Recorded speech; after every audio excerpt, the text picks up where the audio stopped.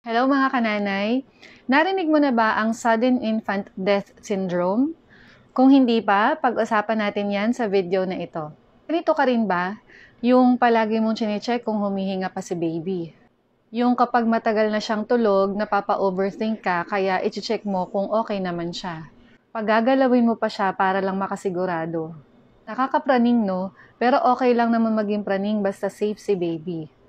Okay lang na maya't maya natin silang i-check para lang makasigurado tayo at makaiwas nga sa SIDS o Sudden Infant Death Syndrome. Isa ito sa pinaka-nakakatakot na pwedeng mangyari sa ating mga anak na wala pang 1 taon. From the term itself, Sudden Infant Death, ito yung bigla ang pagkamatay ng isang sanggol na wala pang 1 taon at maging ang mga doktor ay hindi nila alam kung ano ang cause. Alam niyo ba na ang SIDS ay mas karaniwang nangyayari sa babies na lalaki, premature at underweight?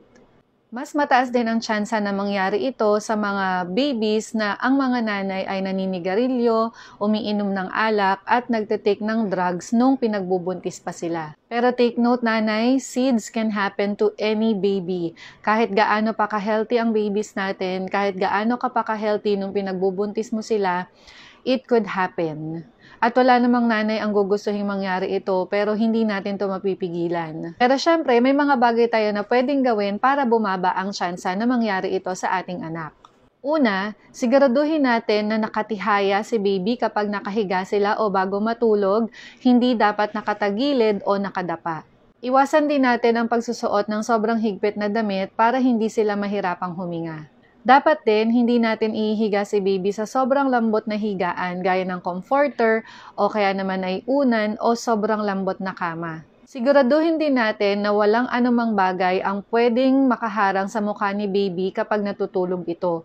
Ang halimbawa niyan ay unan, kumot, at saka lampin. Halimbawa, si baby ay sa crib natutulog, mas okay na walang kahit anumang nakalagay doon, kahit pa stuffed toy, kasi maaari itong makaharang sa mukha ni baby nang hindi natin alam. At ang the best na pwede natin gawin para makaiwas sa SIDS ay ang palaging pag-check kay baby.